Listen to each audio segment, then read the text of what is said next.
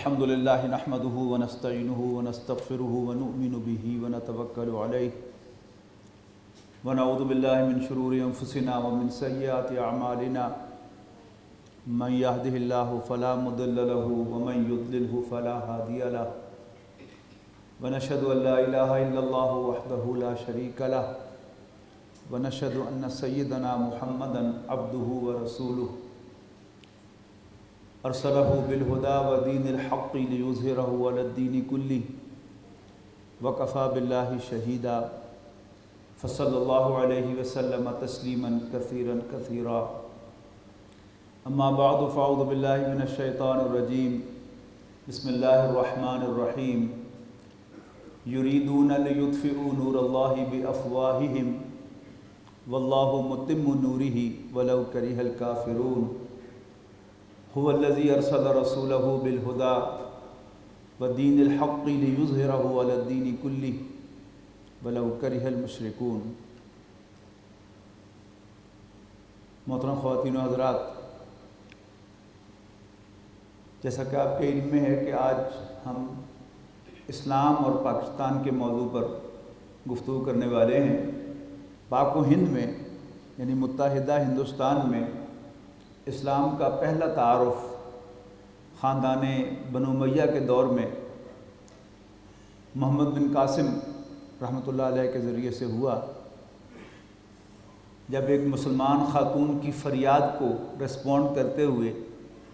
امیر المومنین نے ایک نوجوان جس کی عمر صرف 17 سال تھی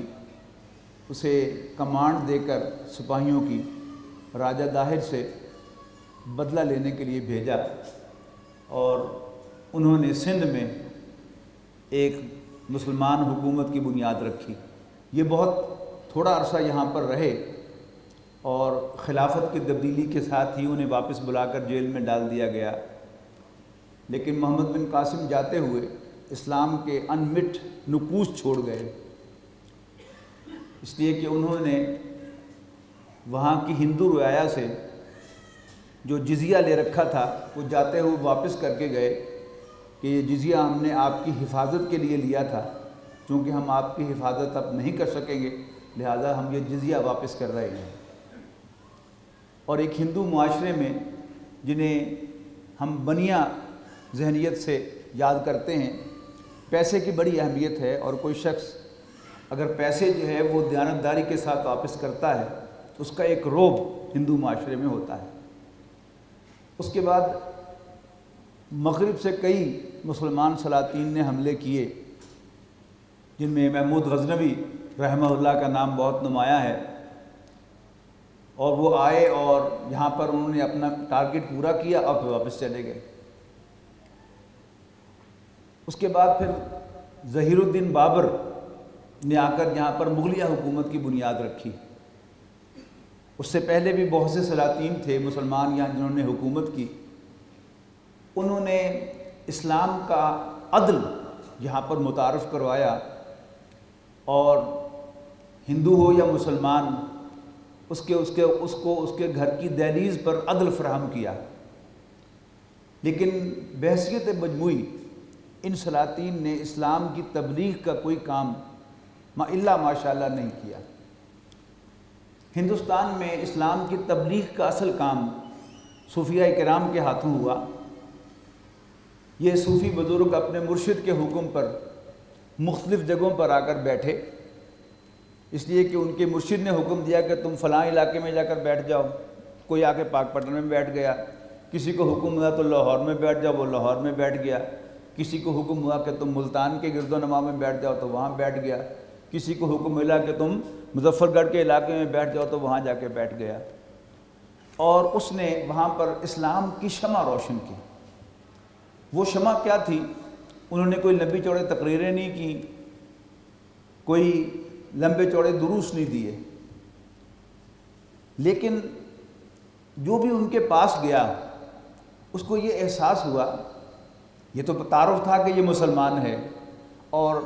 لوگوں کو دین کی طرف بلاتا ہے، اللہ کی طرف بلاتا ہے، لیکن جو بھی پاس گیا اسے یہ احساس ہوا کہ یہ دنیا کا کتا نہیں ہے، میرے جیسا گوشت پوست رکھتا ہے، میری جیسی اس کی ضروریات ہیں، لیکن یہ دنیا کا طالب نہیں ہے، اس لیے کہ ایسے ایسے عجیب واقعات دیکھنے میں آئے کہ جن کو کوئی بلیو نہیں کر سکتا، اور ہندو کے لیے وہ بہت بڑی بات تھی کہ کوئی بادشاہ آیا، حاکم وقت آیا، اور اس نے ملاقات کی اور جاتے ہوئے اشرفیوں کی تھیلی پیش کر دی، اور اس صوفی بزرگ نے بادشاہ کے منہ پر دے ماری کہ لے جاؤ، ہمیں اس سے کوئی سروکار نہیں ہے۔ اب جو اس محفل میں بیٹھے ہوئے لوگ تھے وہ محسوس کرتے تھے کہ ہم ایک ایک دمڑی کے لیے جان دیتے ہیں، اور یہ اللہ کا بندہ، اسے اس سے کوئی غرض نہیں ہے۔ تو ایک ایسا رعب ان پر پڑا، پھر جوں جوں ان کی محفل میں بیٹھ کر انہیں یہ سکون حاصل ہوا، اور یہ محسوس ہوا کہ پیسے میں اور دنیا کے پیچھے بھاگنے میں کوئی سکون نہیں ہے، سکون ان کے پاس ہے جنہیں پیسے کی طلب نہیں ہے۔ اور پھر ایک ایک بزرگ کے ہاتھ پر لاکھوں کی فگرز آپ کو مل جائیں گی کہ ایک ایک بزرگ کے ہاتھ پر لاکھوں ہندو اور سکھ مسلمان ہوئے، یہاں تک کہ ہندو مت کو خطرہ لاحق ہو گیا کہ ایسا نہ ہو کہ کہیں ہمارا مذہب ہی ختم ہو جائے۔ تو ہندو بڑے جو تھے وہ سر جوڑ کر بیٹھے کہ اس کا کیسے سد باب کیا جائے۔ پہلے تو انہوں نے وجہ معلوم کرنے کی کوشش کی کہ وجہ کیا ہے، اور انہوں نے محسوس کیا کہ اصل میں ہم جو بتوں کو پوجتے ہیں، شرک کرتے ہیں، شاید یہ وجہ ہے کہ لوگ ہمارے مذہب سے متنفر ہو رہے ہیں۔ لہٰذا انہوں نے اپنا ایک توحیدی ورژن نکالا، اور وہ سکھ مذہب تھا۔ یعنی سکھ مذہب جو ہے یہ ہندو مت ہی کی پیداوار ہے، لیکن آپ کو معلوم ہوگا کہ سکھ موحد ہے، وہ اللہ تعالیٰ کو قرآن مجید ہی کا لفظ اس کے لیے استعمال کرتے ہیں، رب نو جو منظور۔ آپ ان کی گفتگوؤں میں، ان کی تحریروں میں، ان کے ٹی وی پر یہ رب کا لفظ عام سنیں گے، رب دی جو مرضی، یعنی بالکل توحید جو ہے 100% آپ کو ملے گی۔ لیکن مقصد کیا تھا کہ اسلام کے اندر جو کنورشن ہو رہی ہے ہندو مت کی، اس کو روکا جا سکے۔ لیکن یہ دونوں کام چلتے رہے، ہندو مت نے اپنا توحیدی ورژن نکالا، لیکن ساتھ ہی ساتھ ہمارے آباء و اجداد، آپ غور کیجئے، ہم میں سے سوائے اس کے کہ جو کرشیون نسل ہو، سعودی عرب سے آیا ہو، باقی ہم سب کون ہیں؟ راجپوت ہوں، ارائی ہوں، جاٹ ہوں، ڈوگر ہوں، گجر ہوں، شیخ ہوں، کون ہیں؟ یہ ہندوؤں کی اولاد ہیں۔ میرے والدین، میرے آباء و اجداد، آپ کے آباء و اجداد کون تھے؟ ہندو تھے۔ اور یہ کیسے مسلمان ہوئے؟ ان صوفیاء کرام کی رحمہم اللہ محنتوں سے، ان کی برکت سے، ان کی کاوش سے وہ دائرہ اسلام میں داخل ہوئے۔ اگرچہ یعنی اسلام کی ساری تعلیمات جو ہیں وہ مسلمانوں کے اندر رائج نہ ہو سکیں، لیکن بہرحال ایک بات ضرور ہوئی کہ اسلام میں داخل ہوئے، اور اسلام کے ساتھ ایک ایسا گہرا تعلق ان کا قائم ہوا کہ پھر وہ اسلام کے ساتھ جینے اور مرنے کا معاملہ کر کے آئے کہ پھر انہیں اسلام کو چھوڑا نہیں۔ یعنی محمد رسول اللہ صلی اللہ علیہ وسلم سے ان کی جو وابستگی ہوئی،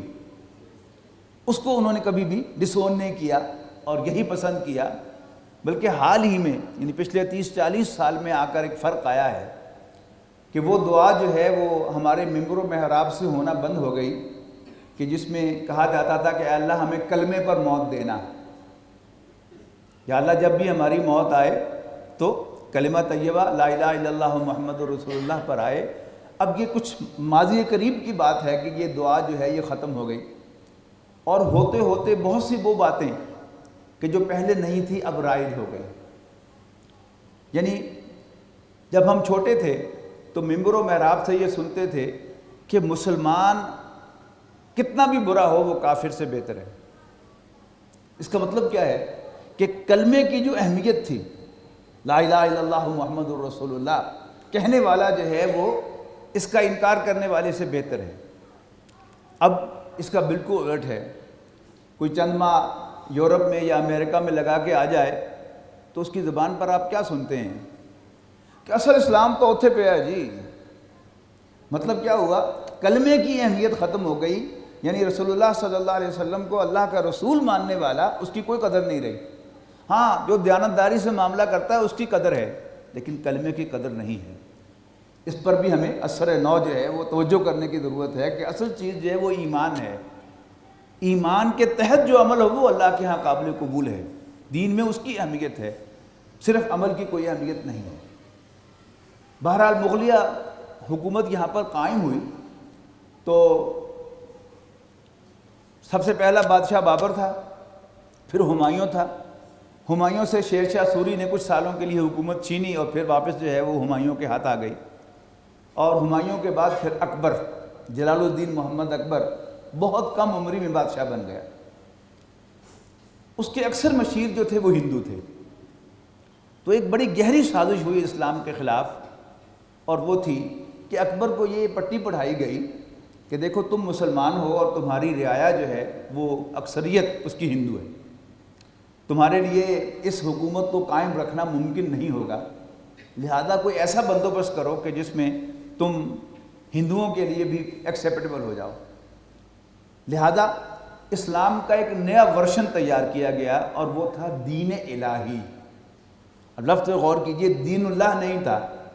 دین الہی یعنی میرے خدا کا دین۔ مسلمان سمجھے کہ یہ میرا دین ہے،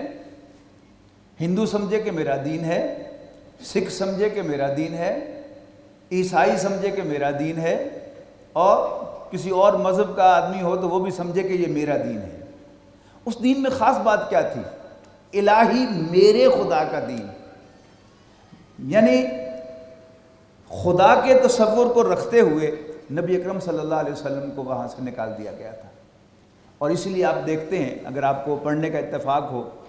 حضرت مجدد رحمۃ اللہ علیہ کے وہ جو ان کے خطوط تھے، ان کو اگر آپ پڑھیں، جو انہوں نے مسلمان نوابوں کو لکھے تھے، جو اکبر اور جہانگیر کے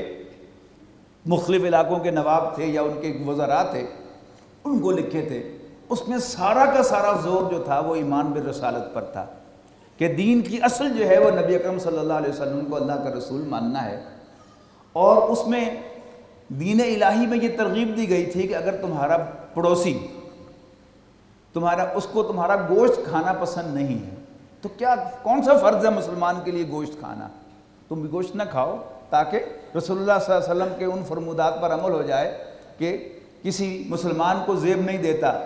وہ مسلمان مومن نہیں رہتا جس کا پڑوسی اس کی ایذا رسانی سے محفوظ نہیں ہے۔ یعنی ذکر بھی آ گیا، رسول اللہ صلی اللہ علیہ وسلم کا حوالہ بھی ہو گیا، لیکن نبی اکرم صلی اللہ علیہ وسلم کے رسول ہونے کا تذکرہ، آپ کی سنت کا اتباع جو ہے اس کو خارج کیا گیا۔ اسی لیے علامہ اقبال نے جن خوبصورت الفاظ میں حضرت مجدد رحمۃ اللہ علیہ کو جو خراج تحسین پیش کیا ہے، وہ اشعار تو یاد رکھنے کے لائق ہیں، خاص طور پر نوجوانوں سے میں کہہ رہا ہوں کہ حاضر ہوا میں شیخ مجدد کی لحد پر، وہ خاک کے ہے زیر فلک مطلع انوار، گردن نہ جھکی جس کی جہانگیر کے آگے، جس کے نفس گرم سے ہے گرمی احرار۔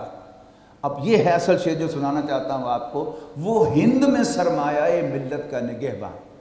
اللہ نے بر وقت کیا جس کو خبردار۔ وہ سرمایہ ملت کیا ہے؟ نبی اکرم صلی اللہ علیہ وسلم پر ایمان۔ اور یہ ایسی ایک ہوا چلی، آج بھی ایسا ہی ہے۔ یعنی اگر میں آپ سب حضرات سے ایک سوال کروں کہ ایک لفظ میں آپ دین اسلام کو بیان کریں کہ اسلام کیا ہے، میرا خیال ہے کہ آپ میں سے 99% لوگ کہیں گے اسلام دین توحید ہے۔ تو موحد تو سکھ بھی ہے، اس کو ہم مسلمان کیوں نہیں کہتے؟ آپ جوش ویب سائٹ کھول لیں اور وہاں ان کے عقائد پڑھیں تو ایسا معلوم ہوگا کہ جیسے آپ ایمان مفصل کی تفصیل پڑھ رہے ہیں۔ وہ اللہ کو مانتے ہیں جیسے ہم مانتے ہیں، وہ آخرت کو مانتے ہیں، فرشتوں کو مانتے ہیں، کتابوں کو مانتے ہیں، نبیوں کو مانتے ہیں، بعث بعد الموت کو مانتے ہیں، جنت کو مانتے ہیں، جہنم کو مانتے ہیں، یہاں تک کہ تقدیر کو مانتے ہیں۔ تو پھر کیا وہ مسلمان ہیں؟ نہیں۔ اس لیے کہ کوئی شخص اس وقت تک دائرہ اسلام میں داخل نہیں ہوتا جب تک وہ حضرت محمد صلی اللہ علیہ وسلم کو واضح الفاظ میں اللہ تعالیٰ کا رسول بلکہ آخری رسول نہ مان لے، کوئی جتنا مرضی مواحد ہو۔ لیکن ہمارے نصاب کے اندر بڑی غیر محسوس طریقے سے تبدیلیاں ہیں۔ 2 سال پہلے کی بات ہے، میرا نواسا وہ پریپ میں پڑھتا تھا اور اس کا زبانی امتحان تھا دینیات کا، اور اس کی نانی میری بیوی اس کو تیاری کرا رہی تھی، تو اچانک میرے کان میں پڑا، میرے کان کھڑے ہوئے کہ ہمارا عقیدہ کیا ہے؟ سوال تھا ہمارا عقیدہ کیا ہے، جواب تھا اللہ کو ایک ماننا۔ کیا آپ اس سے اتفاق کرتے ہیں؟ جی، صرف یہی نہیں ہے ہمارا عقیدہ، ہمارے عقیدے کے 2 جز ہیں۔ پہلا جز ہے اللہ کو ایک ماننا، لا الہ الا اللہ، اور دوسرا جز جو اتنا ہی ضروری ہے ماننا وہ ہے محمد الرسول اللہ صلی اللہ علیہ وسلم، کہ حضرت محمد مصطفیٰ صلی اللہ علیہ وسلم اللہ کے رسول ہیں۔ کوئی شخص پہلا جو حصہ ہے اس کلمے کا اس کو جتنا مرضی مانے، جتنا مرضی اس پر عمل پیرا ہو، لیکن جب تک وہ حضرت محمد صلی اللہ علیہ وسلم کو اللہ کا رسول نہیں مانتا وہ دائرہ اسلام میں داخل نہیں ہو سکتا۔ اب کتنے غیر محسوس طریقے سے یہ چیزیں ختم کی گئی ہیں۔ دیکھیے اس میں کوئی شک نہیں کہ نعت کے اندر نبی اکرم صلی اللہ علیہ وسلم کی تعریف میں کچھ شاعرانہ انداز میں زمین و آسمان کے کلاوے ملاتے ہوئے کچھ شرک کی بو بھی آنے لگی، اور چاہیے یہ تھا کہ اس کی اصلاح ہوتی، لیکن جو روایت تھی ہندوستان کی کہ مسلمانوں کی تقریب، اس میں دونوں تعلقات کو واضح کیا جاتا تھا۔ اللہ تعالیٰ کے ساتھ اپنا تعلق قرآن مجید کی تلاوت کے ذریعے سے، اللہ کا کلام پڑھنے کے ذریعے سے، اور رسول اللہ صلی اللہ علیہ وسلم کے ساتھ اپنا تعلق نعت رسول مقبول کے ذریعے سے کیا جاتا تھا۔ رفتہ رفتہ اب نعت رسول مقبول خارج ہوئی اور بات کہاں تک پہنچی؟ جنرل پرویز مشرف کے دور میں سرکاری سطح پر نعت کو ہم سے ریپلیس کیا گیا، اور ہم نوٹ کیجئے کون سی ہوئی جس کو سرکاری پذیرائی حاصل ہوئی، وہ نجم شیراز کی وہ حمد۔ اس کے الفاظ پر غور کیجئے، نہ میرا خدا کوئی اور ہے نہ تیرا خدا کوئی اور ہے۔ کس کو کہا جا رہا ہے؟ غیر مسلم کو۔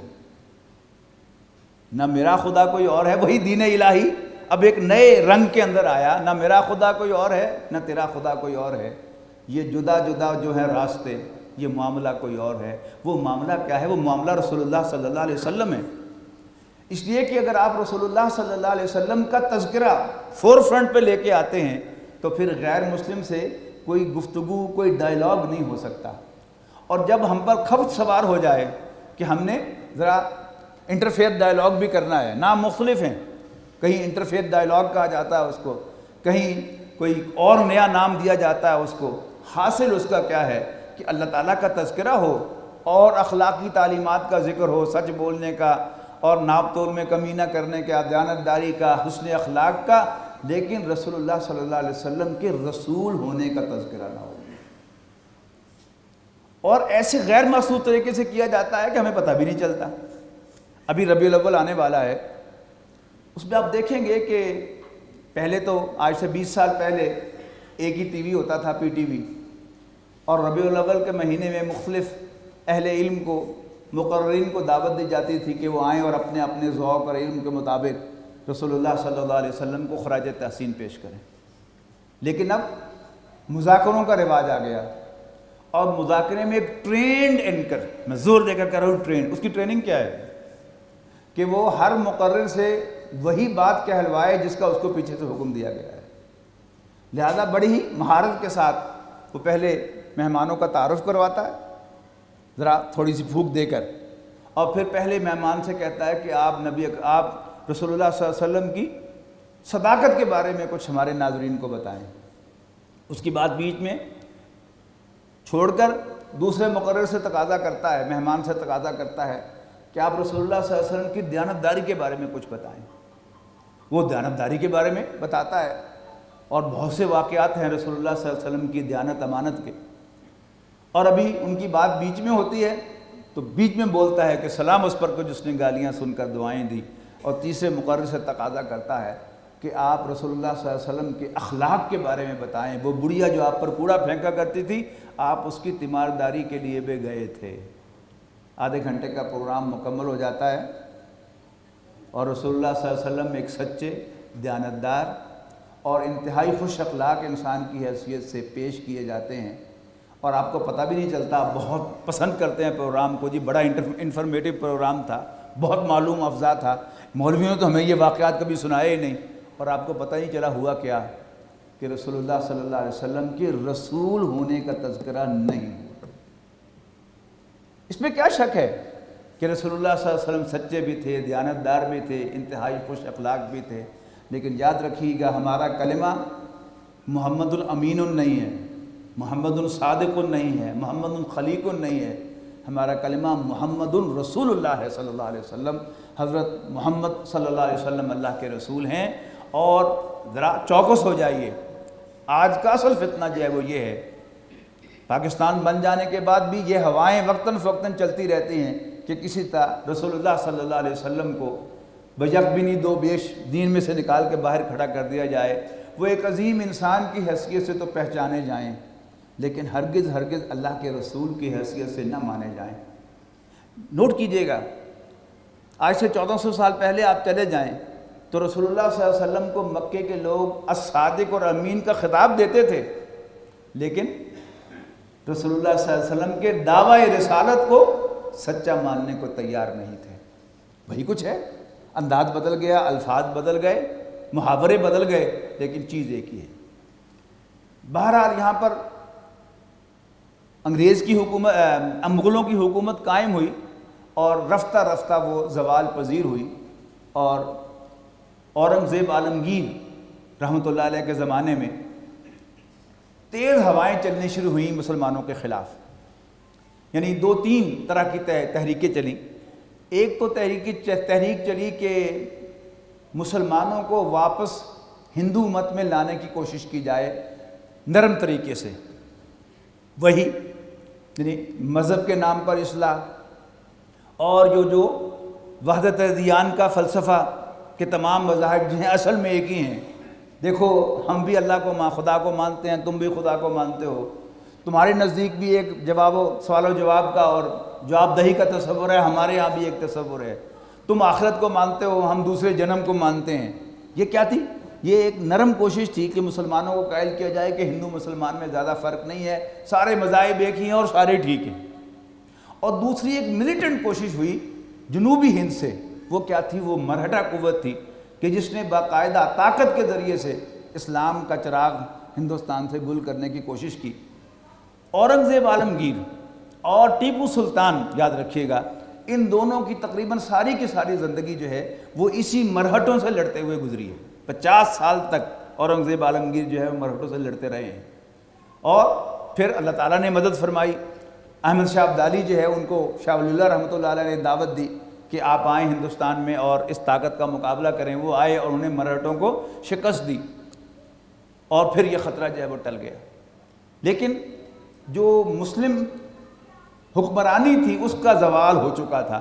اور بہادر شاہ ظفر جو ہے یہ آخری بادشاہ ثابت ہوا مغلیہ خاندان کا، اور پھر اس کے بعد انگریز کی حکومت آ گئی۔ میں ساری تاریخ تو اس مختصر وقت میں نہیں دہرا سکتا۔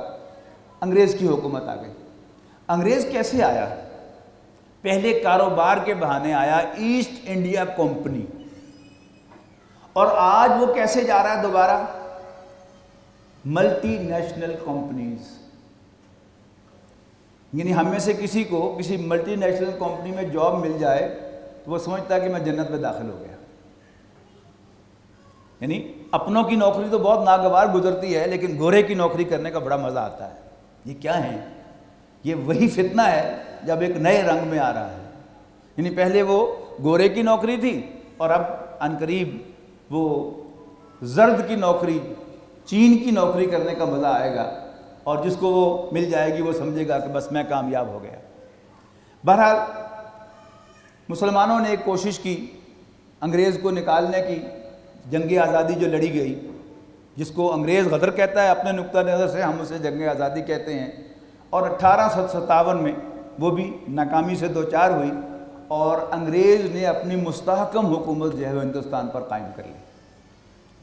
اس کے بعد کیا ہوا کہ ہندو کے لیے انگریز کی حکومت کوئی بڑی چیز نہیں تھی۔ پہلے اس کا حاکم مسلمان تھا، اور اب اس کا حاکم انگریز ہو گیا۔ وہ پہلے بھی محکوم تھا اور اب بھی محکوم تھا، لیکن مسلمان نے انگریز کے خلاف بہت بری طرح ریئیکٹ کیا، اس لیے کہ پہلے وہ حاکم تھا، اب وہ محکوم ہو گیا۔ لہذا مسلمانوں نے انگریز کی حکومت کو تسلیم نہیں کیا، لیکن کچھ لوگ جو تھے انہوں نے کہا کہ نہیں، ہمیں حقیقت پسند ہونا چاہیے، اور ان کے سر خیل سر سید احمد خان مرحوم تھے، انتہائی دیندار آدمی، رسول اللہ صلی اللہ علیہ وسلم سے انتہائی محبت کرنے والے آدمی، کہ بنگال کے گورنر نے رسول اللہ صلی اللہ علیہ وسلم کے خلاف کوئی کتاب لکھی. برطانیہ میں تھے سر سید، وہاں سے انہوں نے اس کتاب کا جواب لکھا اور اس کا مسودہ ہندوستان میں اپنے دوست کو بھیجا کہ فوری طور پر اس کو چھپوانے کا بندوبست کرو، اور اگر کسی اور طرف سے رقم کا بندوبست نہ ہو تو ساتھ ہی اپنے مکان کا مختار نامہ بھی بھیج دیا، میرا مکان بیچ دو اور اس کتاب کو ہر صورت میں چھپواؤ. بہرحال ان کی رائے یہ تھی کہ حقیقت پسندانہ طرز عمل اختیار کرنا چاہیے اور ہمیں انگریزی تعلیم حاصل کرنی چاہیے، ورنہ ہم ہندو سے پیچھے رہ جائیں گے اور ہمیشہ ہمیشہ کے لیے ہندو کے غلام ہو جائیں گے. ان کا نقطہ. جبکہ اس کے مقابلے میں جو ہمارے اہل علم تھے، مسلمان علماء، اور انہی کا ہوڑ تھا مسلمانوں کے اوپر اس وقت، انہوں نے انگریز کو کسی صورت میں قبول نہیں کیا، ہر چیز کا بائیکاٹ کیا. یعنی مسلمان سلاطین کے زمانے میں، مسلمان بادشاہوں کے زمانے میں علماء کو وظائف ملتے تھے،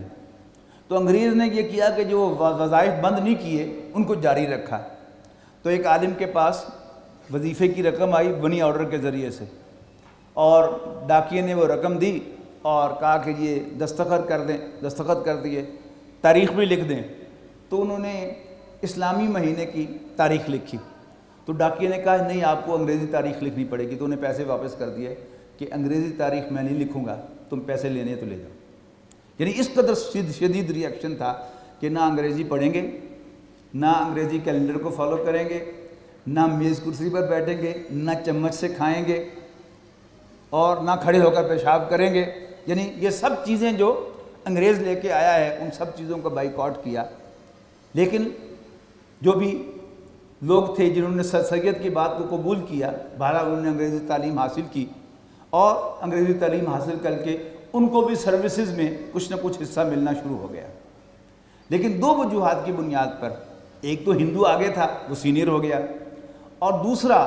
مسلمان یہ کام بدلی سے کر رہا تھا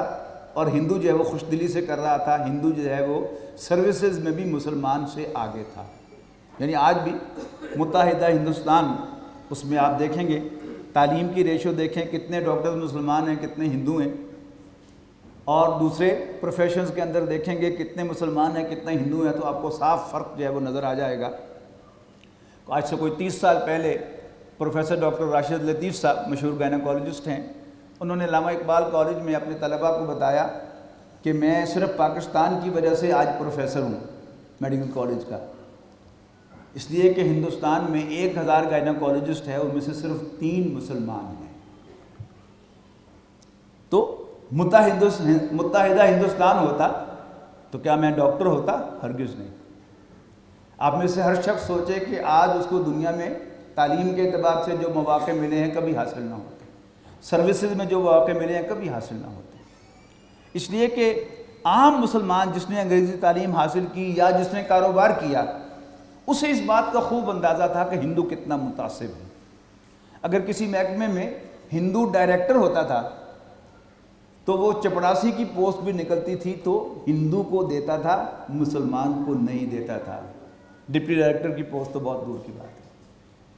اور کسی منڈی کے اندر کوئی ہندو آڑتی ہوتا تھا تو کسی پلے دار کی بھی ضرورت پڑتی تھی تو وہ دیکھتا تھا کوئی ہندو پلے دار ہے کہ میں اس کو آواز دوں تاکہ یہ کوئی آدھا ٹکا جو ہے یہ کوئی مسلمان نہ لے جائے، یہ بھی ہندو ہی کو ملے. لہذا یعنی عام جو تھے مسلمان زندگی گزارنے والے، انہیں خوب اندازہ تھا کہ ہندو کتنا متعصب ہے. لیکن ہمارے علماء جو ہیں وہ بحیثیت مجموعی اس کو محسوس نہ کر سکے، اس لیے کہ مسلمانوں کے سارے جو فنڈز تھے وہ مسلمانوں کی طرف سے آتے تھے. ٹھیک ہے نا؟ ان کے مدارس مسلمانوں کے فنڈ سے چلتے تھے، ان کی مساجد مسلمانوں کے فنڈ سے بنتی تھی، وہ مساجد مسلمانوں ہی کے فنڈ سے چلتی تھی. لہذا انہیں اندازہ نہیں تھا کہ ہندو کتنا متعصب ہے. لہذا جب سن 1924 میں خلافت ختم ہو گئی اور گویا وہ اسلام کی عمارت جو رفتہ رفتہ گرتے گرتے اب بالکل زمین بوس ہو گئی،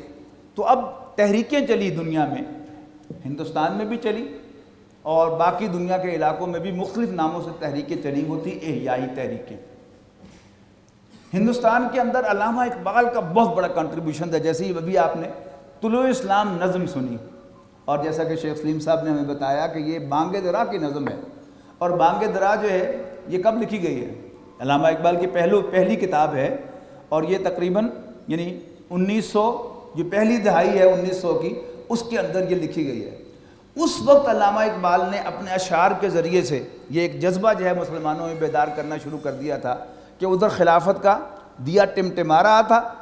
اور ادھر ہندوستان میں علامہ اقبال جو ہے اپنی شاعری کے ذریعے سے لوگوں کے اندر جذبہ پیدا کر رہے تھے، اور دوسرے ممالک کے اندر ان کی زبانوں میں بھی کوئی نہ کوئی شاعر ہوں گے کہ جو ایسا کام کر رہے ہوں گے، جس کے نتیجے میں اب تحریکیں اٹھنی شروع ہوئیں۔ ہندوستان کے اندر علامہ اقبال کی شاعری کی بنیاد پر کہی ہے، اگرچہ انہوں نے کبھی تسلیم نہیں کیا مولانا ابوالکلام آزاد نے کہ وہ علامہ اقبال سے متاثر تھے، لیکن زمانہ جو ہے وہ ظاہر ہے کہ سوئے ہوئے تو نہیں تھے، ایک دم تو آسمان سے نہیں آئے تھے، تو علامہ اقبال کا کلام وہ پڑھ رہے تھے، اس پہ انہوں نے حزب اللہ بنائی، یعنی انہوں نے الہلال ایک رسالہ نکالا، اور اس میں انہوں نے تحریر کے اندر لوگوں کو دعوت دی، مسلمانوں کو دعوت دی کہ وہ اسلام کے لیے اٹھیں، بیدار ہو جائیں۔ وہ بند ہوا تو پھر دوسرا رسالہ نکال دیا البلاغ کے نام سے، اور پھر انہوں نے حزب اللہ بنائی، لیکن بہرحال وہ استقامت سے اس پر قائم نہ رہ سکے، وہ ہٹ گئے، تو پھر وہی اولمپک ٹارچ مولانا مودودی نے اپنے ہاتھ میں لے لی، اور پھر مولانا مودودی نے اپنی آسان تحریروں کے ذریعے سے، یعنی ابوالکلام کی تحریر جو تھی اس میں اور ابوالعالیٰ رحمہ اللہ کی تحریر میں زمین و آسمان کا فرق ہے۔ ابوالکلام کی تحریر جو تھی وہ علمی انداز کی ہوتی تھی، بڑی خوبصورت عبارتیں، جبکہ مولانا مودودی کی تحریر جو تھی بہت آسان اور سلیس زبان میں ہوتی تھی، عام آدمی کی سمجھ میں آتی تھی۔ تو جو ہمارا پڑھا لکھا طبقہ تھا، جس کو عربی نہیں آتی تھی، جس کو فارسی نہیں آتی تھی، اس کو متاثر کیا مولانا مودودی کی تحریروں نے۔ اور ادھر علامہ اقبال ہی نے یہ بڑا عجیب کام کیا کہ علامہ اقبال کا سارا کلام جو ہے وہ بہرحال مسلمانوں کو ابھارنے کے لیے ہے۔ 1936 میں انہوں نے ایک نظم لکھی، ابلیس کی مجلس شورا۔ یہ نظم کیا تھی؟ علامہ اقبال کا یہ شاعری کا بڑا اہم آسپیکٹ ہے جو ہمیں سمجھنا چاہیے کہ علامہ اقبال نے سب سے پہلے بانگ درا میں ایک نظم لکھی، شکوہ۔ شکوہ کیا تھا؟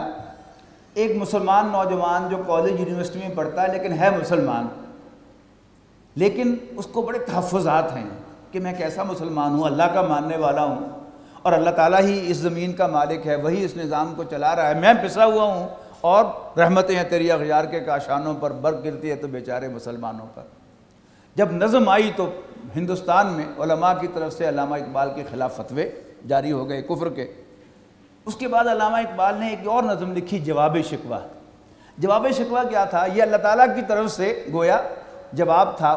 انہی اشعار کا جو انہوں نے شکوے میں کہے تھے، اور سب کا جواب دے دیا۔ تمام مسلمان دوبارہ مطمئن ہو گئے کہ ہاں علامہ اقبال جو ہے واقعی صحیح بات جو ہے انہوں نے کی ہے، ایک نیا انداز اختیار کیا ہے۔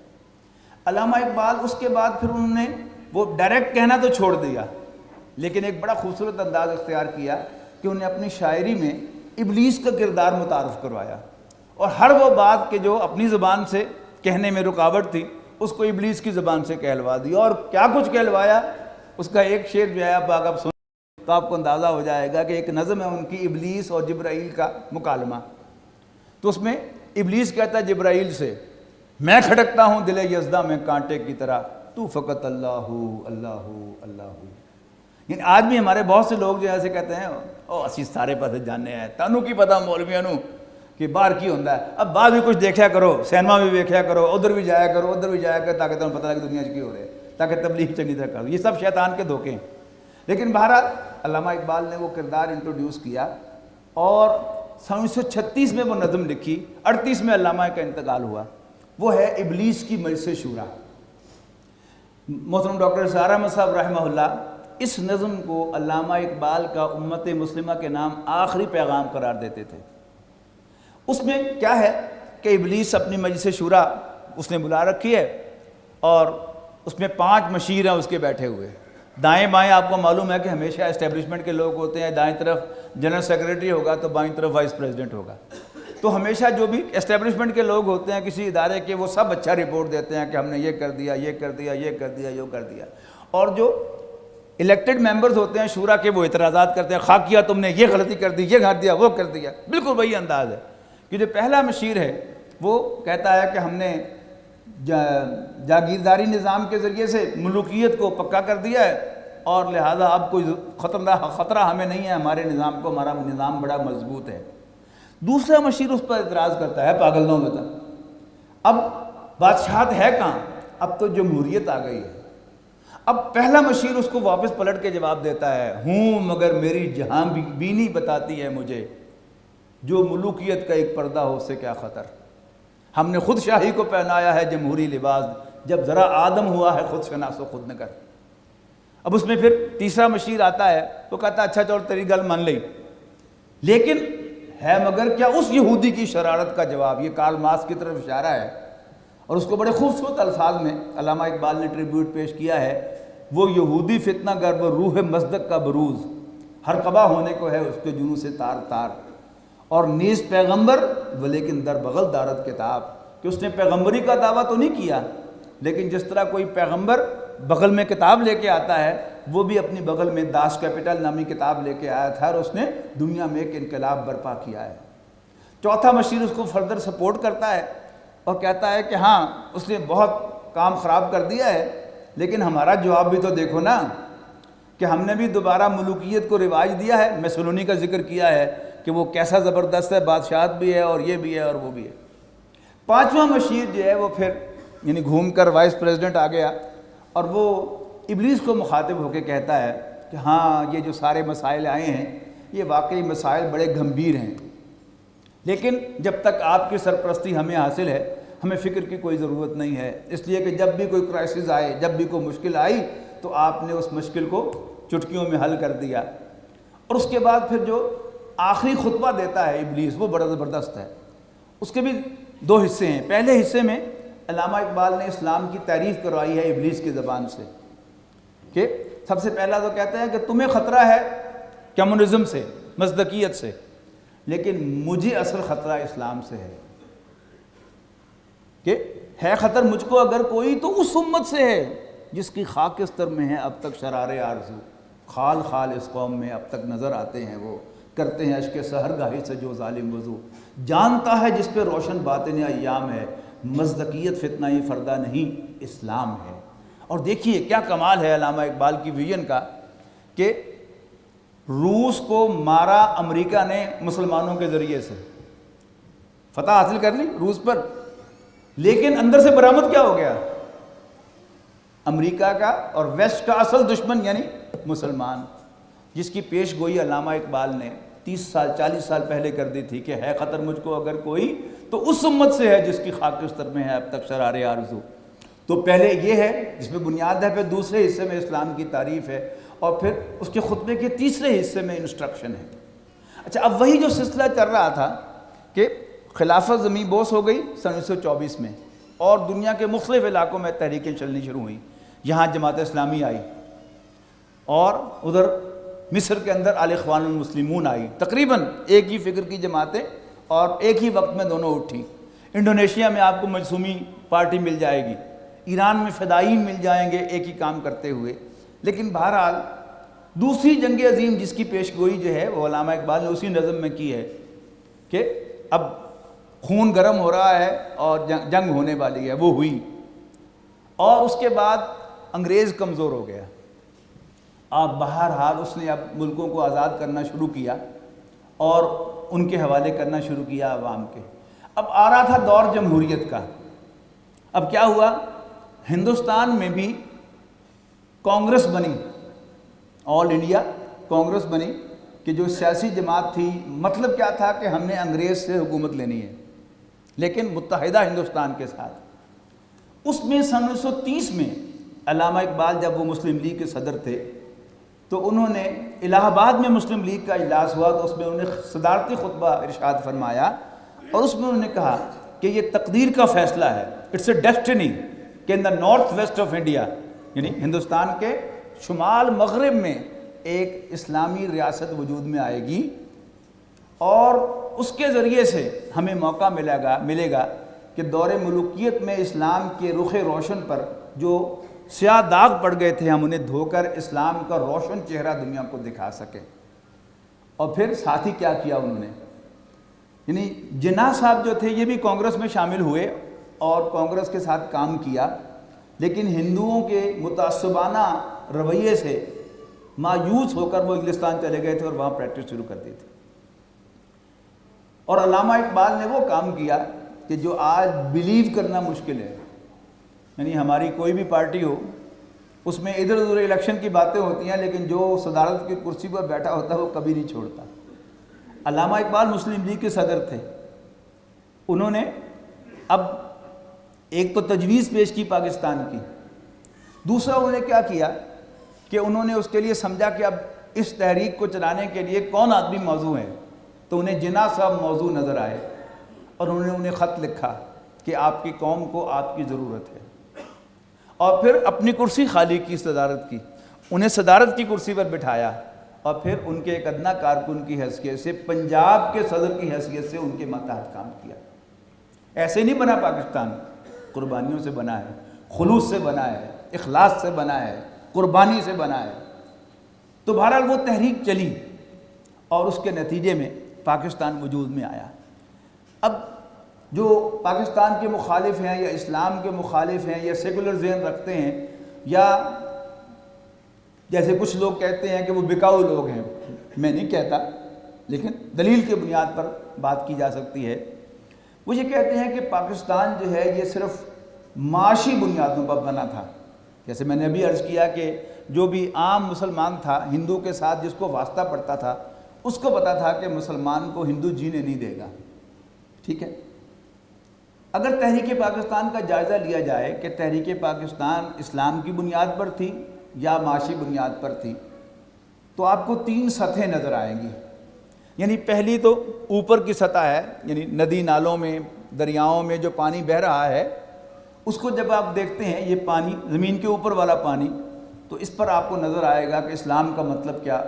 پاکستان کا مطلب کیا، لا الہ الا اللہ، کہ پاکستان اسلام کی بنیاد پر وجود میں آیا۔ لیکن آپ ذرا گہرائی میں اتریں گے تو پھر وہی بات سامنے آئے گی۔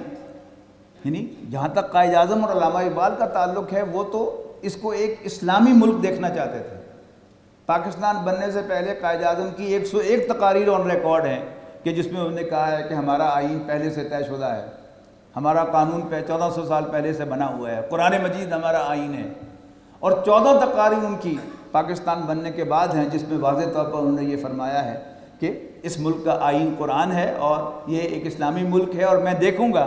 کہ یہاں پر جو ہے وہ اسلامی معیشت بھی رائج ہو اور اسلامی معاشرت بھی رائج ہو۔ لیکن دوسری سطح پر آپ ذرا کھود کے دیکھیں گے تو واقعتاً یہی معلوم ہوگا کہ جو ہمارے علماء کی اکثریت،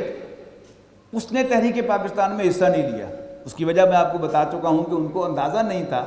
کہ ہندو کتنا متعصب ہے اور وہ ان کے ساتھ کیا کرے گا۔ اور دوسری بات یہ ہے کہ مسلمان اوور کانفیڈنٹ تھے ہمارے علماء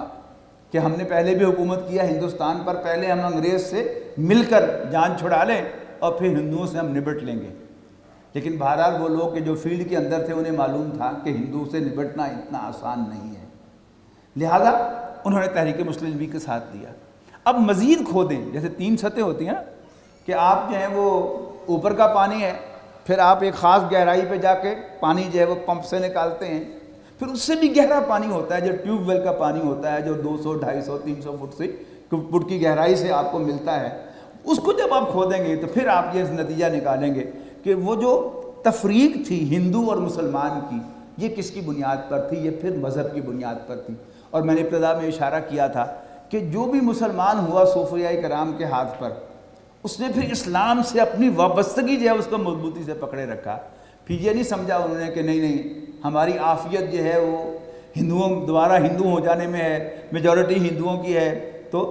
چلو تم ادھر ہو، ہوا ہو جدھر کی کہ تم دوبارہ ہندو بن جاؤ۔ پھر جو ایک دفعہ مسلمان ہو گیا اس میں آپ 100 خرابیاں ثابت کر لیں کہ اس میں بدعت تھی، اس میں شرک مشرکانہ رسومات تھی، اس میں ہندوؤں کی ملاوٹ تھی، سب کچھ ثابت کر لیں، لیکن جس نے ایک دفعہ کلمہ پڑھا، کہہ دیا لا الہ الا اللہ محمد الرسول اللہ، پھر جو ہے وہ اس پر مرنے مارنے کو تیار ہو گیا۔ وہ تمام لوگ، جیسا کہ میں عرض کر چکا ہوں، میں کون ہوں؟ بقول علامہ اقبال، کافر ہندی ہوں میں، دیکھ میرا ذوق و شوق، لب پر سلام و درود، دل میں سلام و درود۔ میرے آباء و اجداد کون تھے؟ ہندو تھے۔ آپ میں سے اکثریت کے آباء و اجداد کون تھے؟ ہندو تھے، سکھ تھے، لیکن ہمارے وہ آباء و اجداد جو ہے وہ اتنے پکے مسلمان ہوئے کہ انہوں نے کتنی جانیں گنوا لیں. کسی نے گوارا کیا کہ نہیں کیا ضرورت ہے خام خواہ اپنی جان جوکھوں میں ڈالنے کی اور اپنی بچیوں کی عصمتیں قربان کرنے کی اور اپنے بچوں کے خون بہانے کی کیا ضرورت ہے؟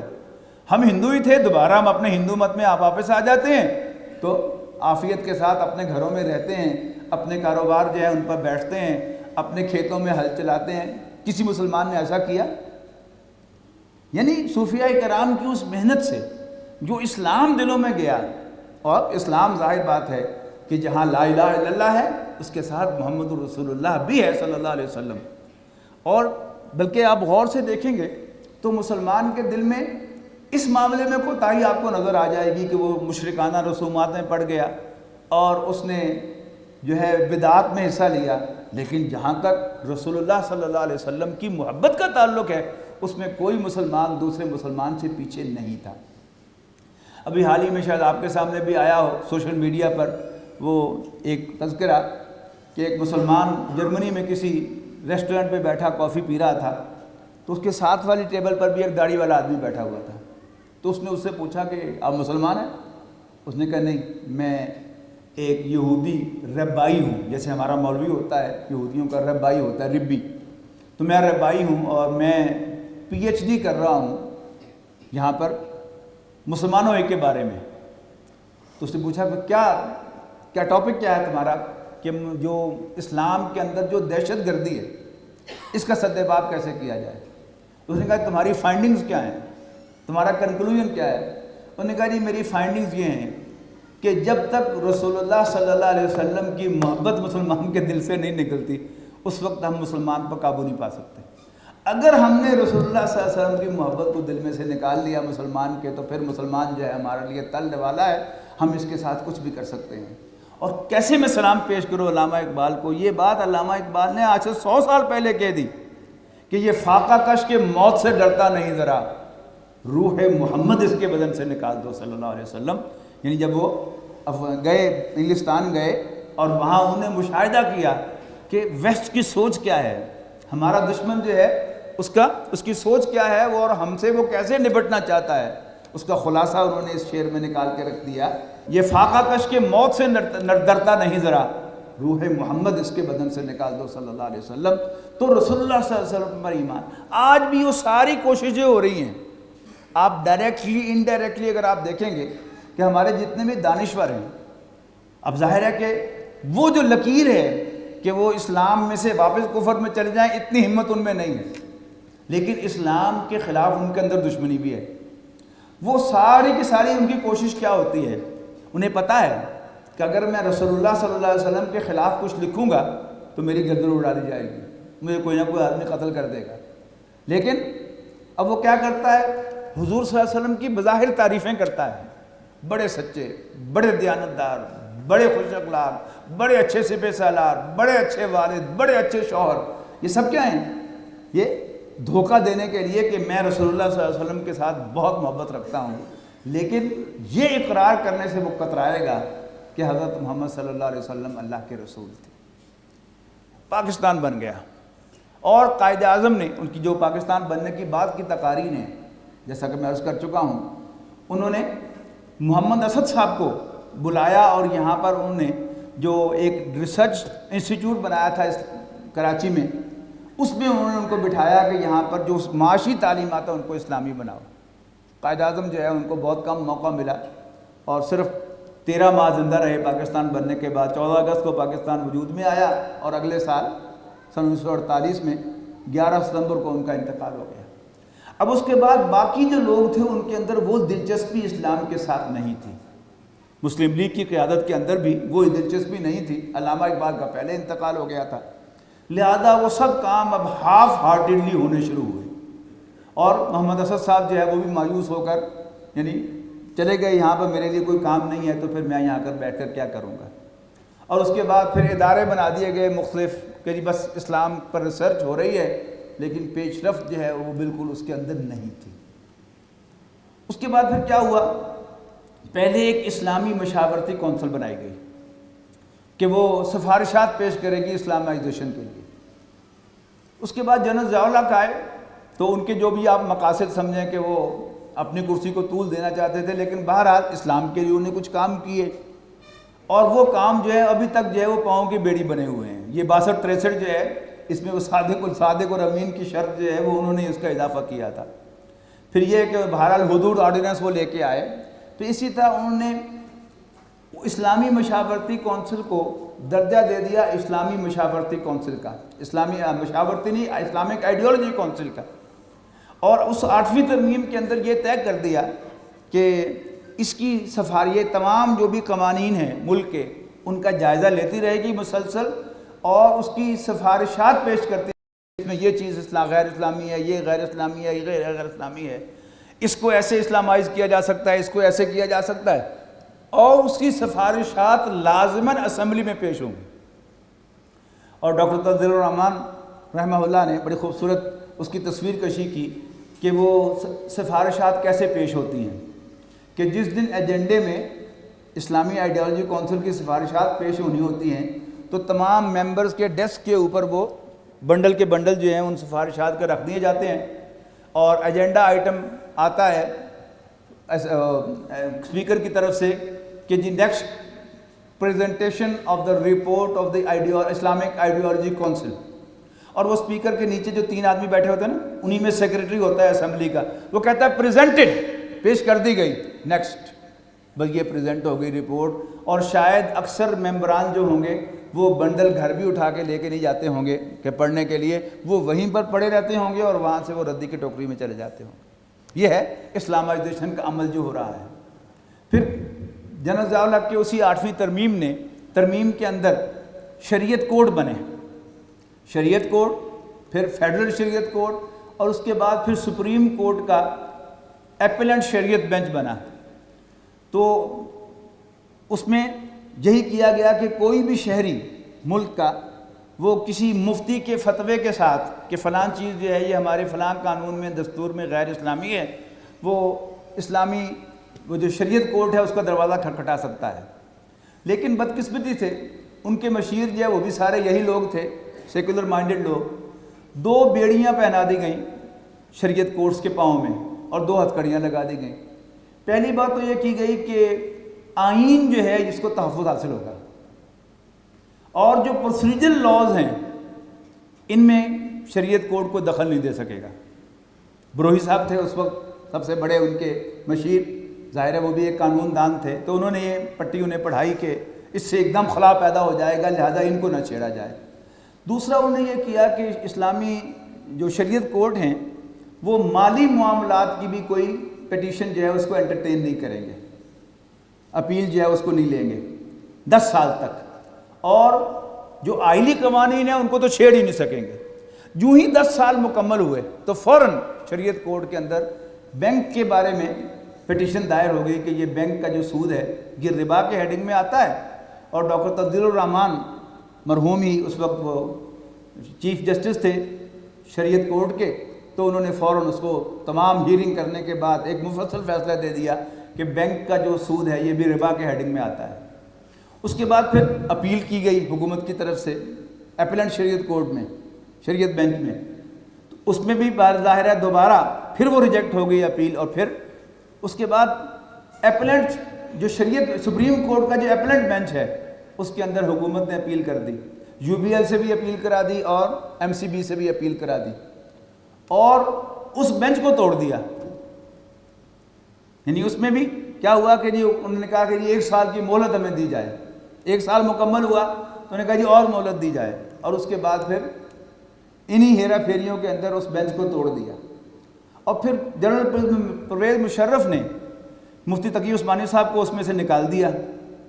اور ساتھ ہی 2 جو تھے اس کے ممبر نئے لا کر، جن کو پکا کر دیا تھا کہ وہ اس کے حق میں فیصلہ نہیں دیں گے بلکہ بینک ربا کے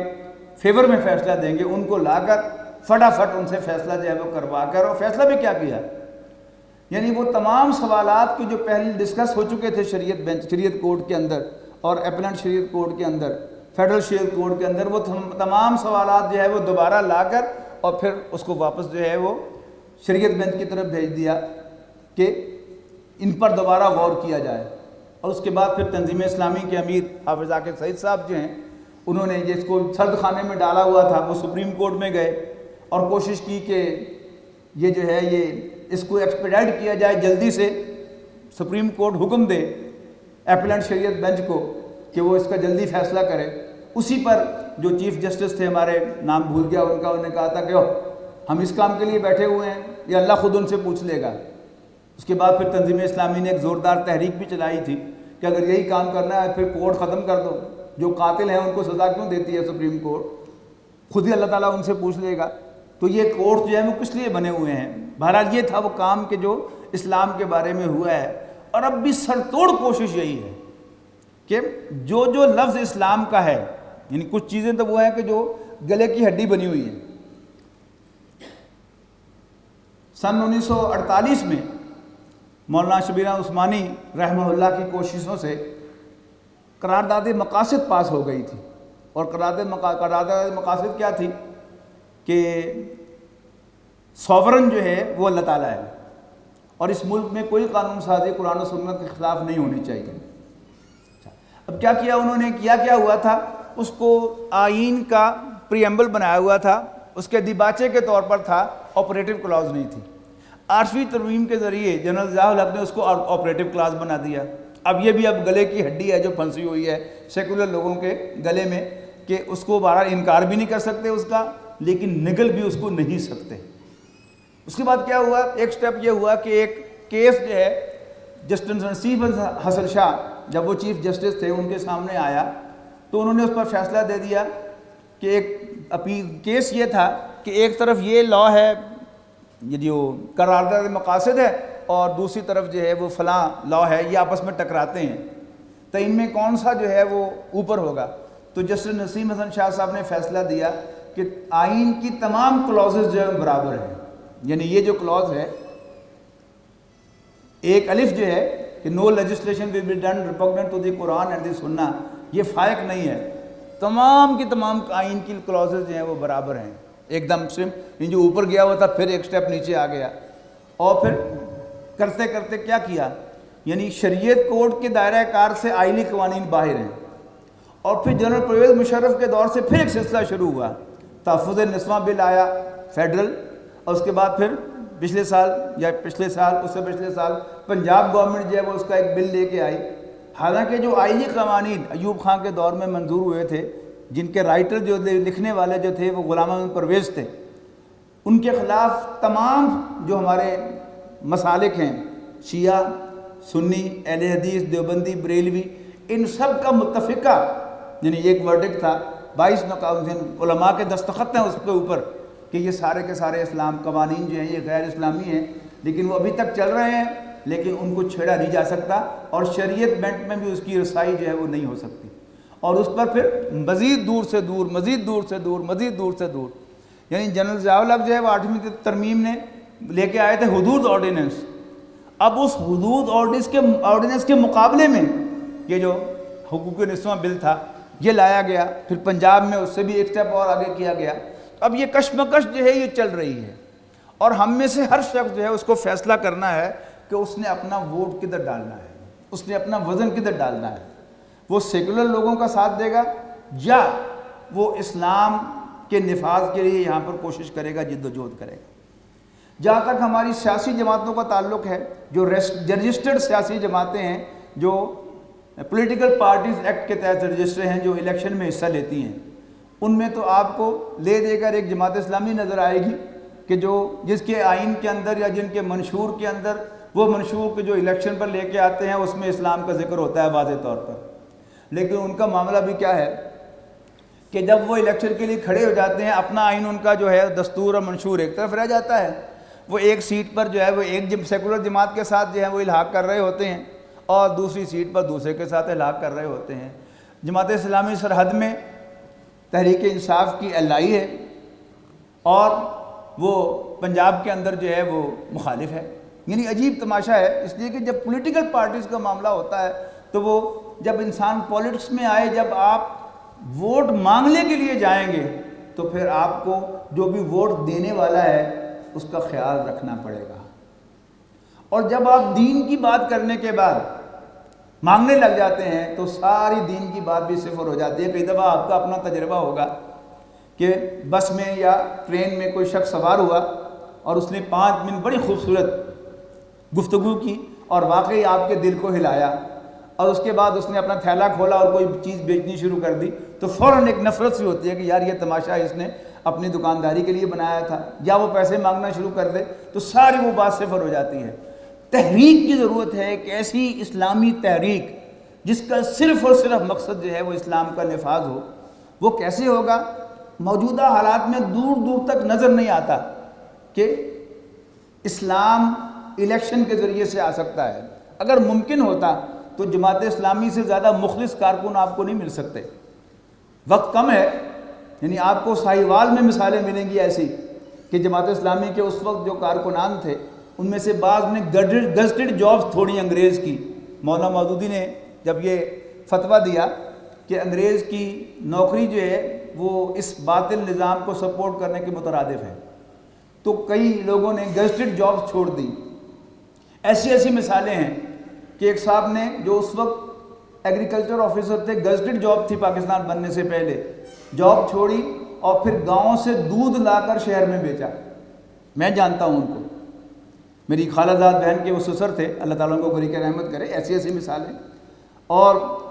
علب بخت کلیار صاحب تھے ایک ایڈوکیٹ، انہوں نے تو بڑی زبردست مثال قائم کی کہ جب مولانا مودودی نے کہا کہ انگریز کے قانون کے تحت فیصلے کرنا اور انگریز کے قانون کے تحت بحث کرنا عدالت کے اندر، یہ سب کیا ہے؟ یہ کفر کو سپورٹ کرنے کے مترادف ہے۔ انہیں وکالت چھوڑ دی، وکیل تھے، وکالت چھوڑ دی، اور سب سے سپر کام انہوں نے یہ کیا کہ پھر کچہری کے اندر چائے کی ریڑھی لگائی اور اپنے وکیل دوستوں سے کہا کہ دیکھو تم حرام کام کر رہے ہو، میں یہ حلال کی روٹی کما رہا ہوں۔ ایسی ایسی مثالیں۔ اگر الیکشن کے ذریعے سے اسلام آنا ہوتا تو پھر جماعت اسلامی ضرور اس میں کامیاب ہوتی۔ بڑے شان کے ساتھ مولانا مودودی آئے الیکشن میں، بالکل صحیح باتیں انہوں نے کی کہ امیدواری حرام ہے، پارٹی ٹکٹ لعنت ہے، امیدوار کوئی نہ ہو بلکہ علاقے کی پنچایت بیٹھے اور وہ تلاش کرے کہ کون سوٹیبل آدمی ہے، اس کو مجبور کیا جائے کہ تم امیدوار بنو اور تو الیکشن لڑو، خرچہ تم نہیں کرو گے، خرچہ ہم کریں گے سارا، اس طرح۔ لیکن اس کے بعد پھر جب سلسلہ ہوا تو پھر پارٹی ٹکٹ بھی آئے اور پھر جو سیٹوں پر اتحاد بھی ہوا، ادھر اس کے ساتھ اتحاد، ادھر اس کے اتحاد، سب کچھ ہوا، لیکن کچھ نہیں ہوا تو اسلام کا کوئی کام نہیں ہوا۔ آج ضرورت ہے اس بات کی کہ کوئی ایسی تحریک اٹھے کہ جو صرف اسلام کے لیے کام کرے اور منہج نبوی کو سامنے رکھے۔ رسول اللہ صلی اللہ علیہ وسلم نے جب آپ غار حرا سے آئے، وہ جو اقبال نے کہا اتر کر حرا سے سوئے قوم آیا اور ایک نسخہ کیمیا ساتھ لایا، مس خام کو جس نے کندن بنایا، کھرا اور کھوٹا الگ کر دکھایا، تو سب سے پہلے قرآن مجید لوگوں کو پڑھائے اور اس کے ذریعے سے لوگوں کے دلوں میں ایمان پیدا کرے۔ تنظیم اسلامی جس کے تحت آپ یہ پروگرام ہو رہا ہے، یہ الحمدللہ قرآن مجید ہی کے ذریعے سے لوگوں کو دعوت دیتی ہے، ایمان کی دعوت بھی دیتی ہے، عمل کی دعوت بھی دیتی ہے، اور پھر یہ کام کرتے چلے جانا۔ سیرت نبوی سے ہمیں یہی سبق ملتا ہے کہ نبی اکرم صلی اللہ علیہ وسلم کو حکم دیا گیا کہ دعوت دیتے چلے جاؤ، دعوت دیتے چلے جاؤ۔ فذکر بالقرآن من یخاف وعید، جو بھی اللہ سے ڈرتا ہے، میری ڈانٹ سے ڈرتا ہے، اس کو نصیحت کرتے چلے جاؤ۔ اور یہ کرتے چلے گئے رسول اللہ صلی اللہ علیہ وسلم۔ آپ کو اجازت نہیں دی، حالانکہ نبی اکرم صلی اللہ علیہ وسلم کو بہت پہلے یہ بتا دیا گیا تھا آپ کا اصل مقصد کیا ہے۔ نبی اکرم صلی اللہ علیہ وسلم کے بھیجے جانے کا اصل مقصد اللہ کے دین کا غلبہ تھا۔ سورہ مدثر میں کہہ دیا، جو بالکل ابتدائی صورت ہے، کہ ربک فکبر، اپنے رب کو بڑا کرو۔ اس کی انٹرپریٹیشن ہو سکتی تھی کہ اللہ اکبر کہو، اسی پر اکتفا، لیکن سورہ شورا مکی صورت ہے اور اس میں واضح الفاظ میں کہہ دیا گیا کہ کہہ دو، اعلان کر دو، امرت لأعدل بینکم، کہ مجھے حکم ملا ہے کہ میں تمہارے مابین عدل کروں۔ لیکن اس کے نعرے نہیں لگائے، بس قرآن مجید کی ایمان کی دعوت دیتے رہے، یہاں تک کہ نبی اکرم صلی اللہ علیہ وسلم کو لا کر بند گلی میں کھڑا کر دیا گیا۔ جب تک ابو طالب زندہ رہے، ابو طالب نے آپ کو خاندانی سپورٹ دی،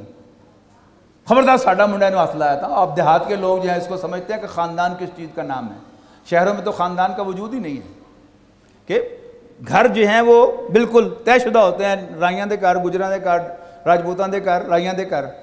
اور ہر شخص جو ہے پہچانا جاتا ہے خاندان سے کہ اس کا نام فلاں ہے، یہ کس خاندان سے تعلق رکھتا ہے، کیسے لوگ ہیں یہ سب گاؤں میں معلوم ہوتا ہے۔ شہر میں کوئی آدمی جتنا مرضی لٹیرا سمگلر ہو اور وہ شہر میں گھر خرید کر آپ کے برابر آ کر ایک شریف آدمی کی حیثیت سے رہنا شروع کر دے تو شہر میں ممکن ہے، دیہات میں ممکن نہیں۔ تو رسول اللہ صلی اللہ علیہ وسلم ذہین آدمی تھے۔ آپ بدا طور پر سوچتے تھے کہ جب تک قبائلی سردار میرا ساتھ نہیں دیں گے میں کوئی چیز اچیو نہیں کر سکتا، لیکن یوں ہی آپ سوچتے تھے کہ قبائلی سرداروں کو گھاس ڈالی جائے تو رسول اللہ صلی اللہ علیہ وسلم کو سختی سے منع کیا جاتا تھا قرآن مجید میں، وَاصْبِرْ نَفْسَكَ مَعَ الَّذِينَ يَدْعُونَ رَبَّهُمْ بِالْغَدَاةِ وَالْعَشِيِّ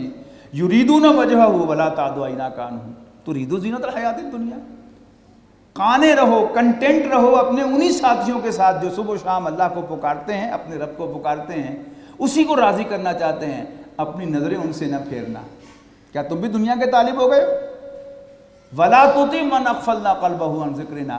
اور مت کہنا ماننا، مت ڈکٹیشن لینا اس سے جس کے دل کو ہم نے اپنی یاد سے غافل کر دیا ہے۔ یہ کردار تھا جس کا سب سے بڑا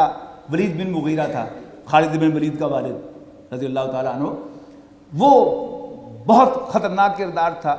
وہ بڑا لٹریری آدمی تھا، قرآن مجید کی فصاحت و بلاغت کو اپریشیٹ کرتا تھا۔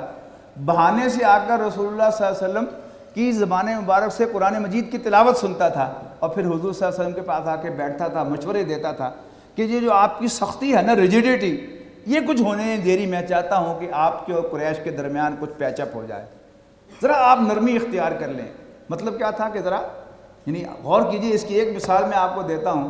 آج ہم مغرب کی نماز میں بڑی ٹھاٹھ سے تبت یدا ابی لہب وتب پڑھ لیتے ہیں، ذرا تصور تو کیجئے جب اونچی آواز سے یہ سورت پڑھی جاتی ہوگی جبکہ وہ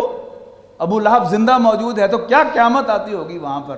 تو وہ کہتا ہے ذرا آپ ڈھیلے ہو جائیں، ذرا تھوڑا سا نرم رویہ اختیار کریں تو پیچ اپ ہو سکتا ہے، لیکن رسول اللہ صلی اللہ علیہ وسلم کو اس کی اجازت نہیں دی گئی۔ وَلَا تُطِعْ مَنْ أَغْفَلْنَا قَلْبَهُ، اور اس کے بعد فرمایا کہ وَقُلِ الْحَقُّ مِنْ رَبِّكُمْ، کہو اپنے رب کی طرف سے حق ہی،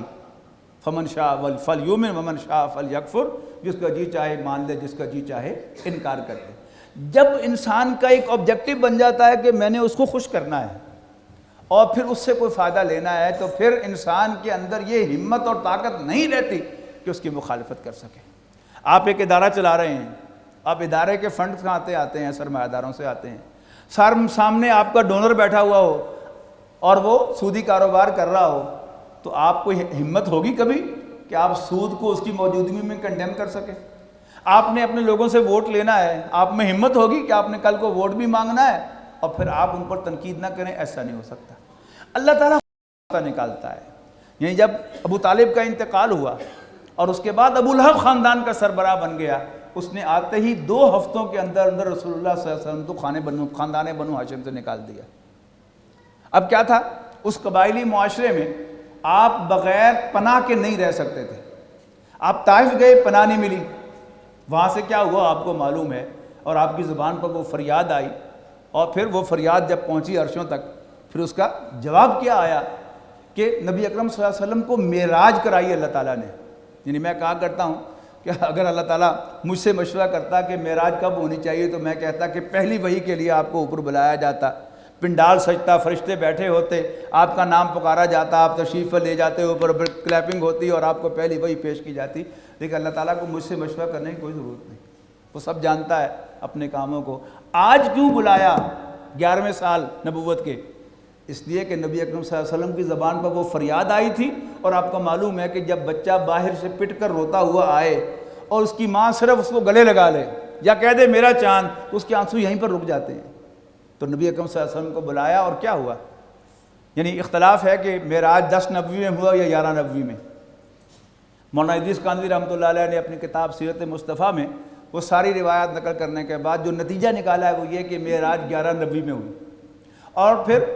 اگر تاریخ وہی ہے 27 رجب تو اینڈ ہو گیا، شعبان، رمضان، شوال، ذوالقعدہ اور 5واں مہینہ ذی الحج کا ہے، اور ذی الحج کے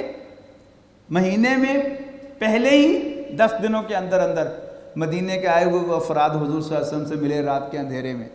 اور آپ نے انہیں دعوت دی، انہوں نے پہچان لیا، ایمان لے آئے۔ اگلے سال 12 افراد آئے، بیعت عقبہ اولیٰ ہو گئے، ایک مدرس لے گئے، معلم لے گئے حضرت مصعب بن عمیر کو۔ انہوں نے قرآن پڑھایا، پتہ نہیں کیسے پڑھایا، معلوم ہوتا ہے کہ ان کے خون کے اندر انجیکٹ کیا، اور پھر وہ جو کہا اقبال نے لڑا دے ببولے کو شہباز سے، یعنی غزوہ بدر میں عتبہ بن ربیعہ نے رسول اللہ صلی اللہ علیہ وسلم سے چیخ کر کہا تھا کہ ان کاشتکاروں کو ہم سے لڑا کر ہماری بےزتی نہ کرواؤ، لیکن وہی کاشتکار جب قرآن مجید اندر داخل ہوا وہ شیر بن گئے، اور انہیں مکے کے شیروں کے منہ میں ہاتھ ڈال دیا، رسول اللہ صلی اللہ علیہ وسلم کو پناہ دے دی۔ تو یہ ہے ٹرننگ پوائنٹ۔ ہمارا کام کیا ہے؟ ہم اسی طریقے پر کام کریں کہ دین کی دعوت دیتے رہیں، قرآن مجید پڑھاتے رہیں، ایمان کی دعوت دیتے رہیں۔ پھر ایک وقت آئے گا،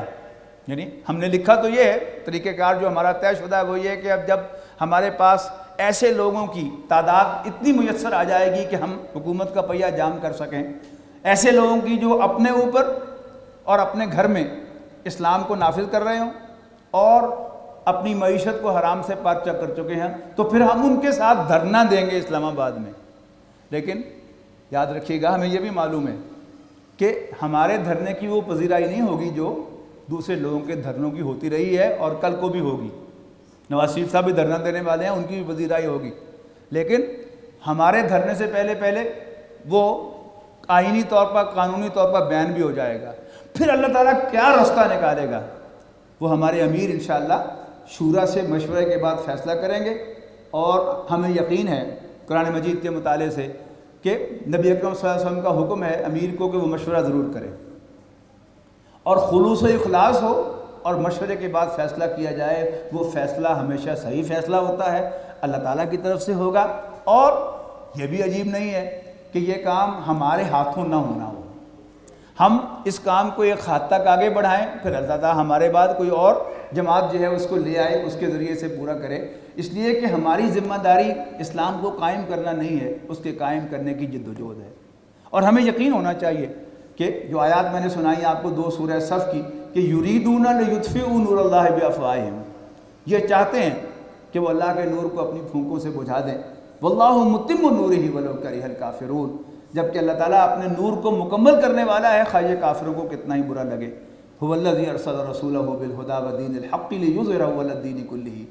وہی تو ہے جس نے بھیجا اپنے پیغمبر صلی اللہ علیہ وسلم کو قرآن مجید اور دین اسلام دے کر، تاکہ وہ اس کو کل دین پر غالب کریں، کل نظام زندگی پر غالب کریں، خواہ یہ مشرکوں کو کتنا ہی برا لگے۔ تو یہ جدوجہد ہے ہماری، یہ تعارف ہے تنظیم اسلامی کا، اور میں آپ سب حضرات کو دعوت دیتا ہوں کہ آپ سنجیدگی کے ساتھ ہمارے اس طرز جو